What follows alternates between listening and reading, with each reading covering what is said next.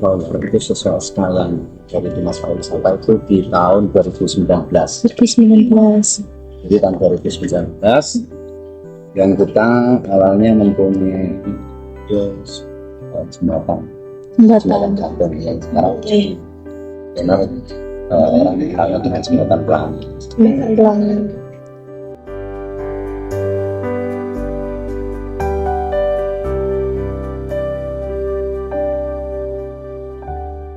Untuk berdirinya taman ini nggih sami. Sama 2019 merintis dengan membangun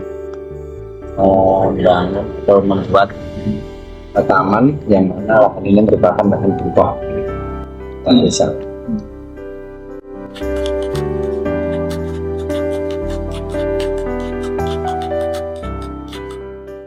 Sini kita sekarang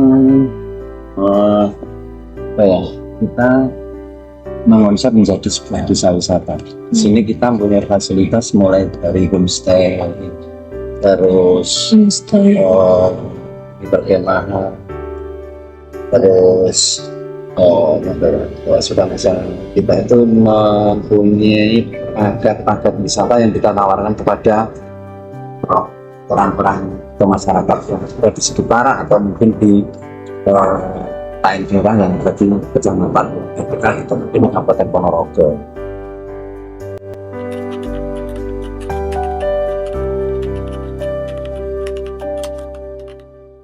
Kita merasakan bisa kita penurunan itu selesai pandemi.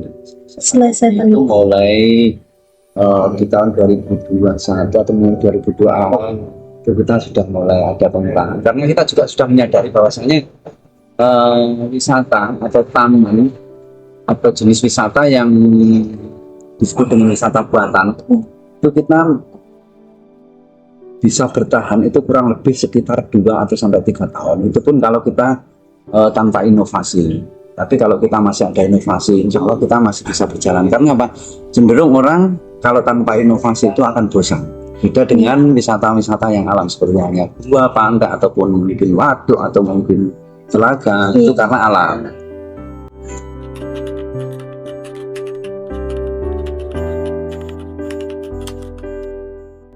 Yang jelas kelemahan di pengelolaan wisata itu satu di anggaran biaya, yang kedua di sumber daya manusia, yang ketiga juga istilahnya kebijakan yang kalau kebijakan sebenarnya enggak sih, cuman yang jelas itu utamanya di sumber daya sama anggaran, karena kita murni dari anggaran yang kita dapatkan. Memang kita awal kita mendapat modal dari desa, tapi setelah itu pengembangan kan kita harus mulai sendiri karena kita punya badan usaha sendiri. Kayak BUMDes itu kan punya badan usaha sendiri. Kayak yang di sini di Desa Wisata Sumoro Bangflower itu kan di bawah naungan BUMDes mempunyai unit usaha mulai dari pertokohan dan taman. Kalau pertokohan itu nanti unitnya lain lagi, kalau taman itu kerjasamanya dengan pengelolanya Polres dan wisata.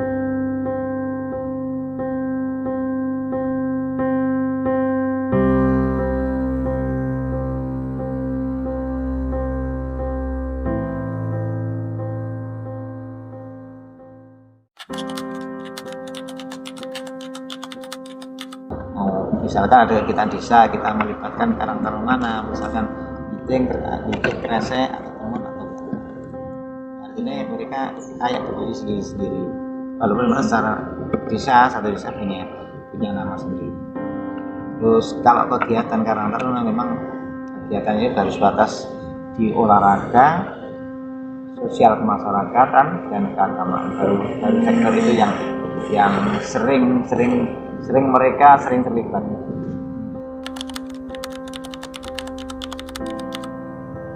Kalau terkait wisata yang melibatkan Karang Taruna itu sebenarnya bukan Karang Taruna yang dilibatkan, tapi anggota Karang Taruna. Jadi kita punya Podhabe itu di sana ada nama-nama orang yang mungkin diambilkan dari Karang Taruna Purwose, tapi sebenarnya bukan mewakili organisasinya, hanya orang yang kita ingin kayak masih begini, walaupun mereka ya satu orang tapi dua kaki yang satu di Karang Taruna, yang satu di sama-sama di sana.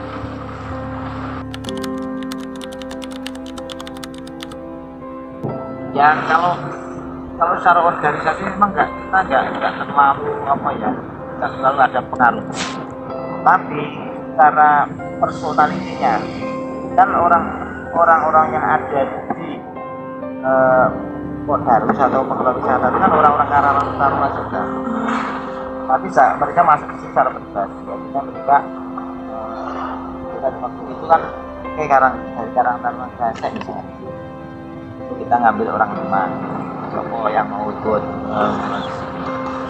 aturan mainnya kayak gini.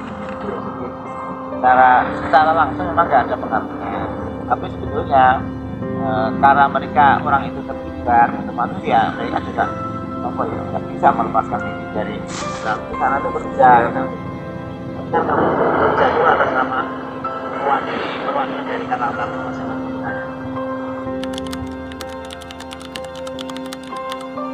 Ini Karang Taruna itu Karang Taruna yang ada di Bitung ya, hanya beberapa kegiatan saja yang mereka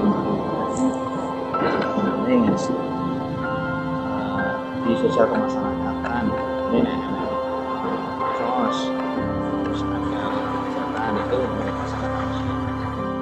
Kemudian kalau ada termasuk kematian, kemudian ada kesenian, kemudian kalau olahraga gitu. Tapi kalau ada wisata, karena wisata itu hubungannya kan dengan orang, mungkin mereka tidak semuanya bisa terlibat. Hanya beberapa orang yang mungkin jiwanya waktunya longgar, mereka yang bisa terlibat di sini.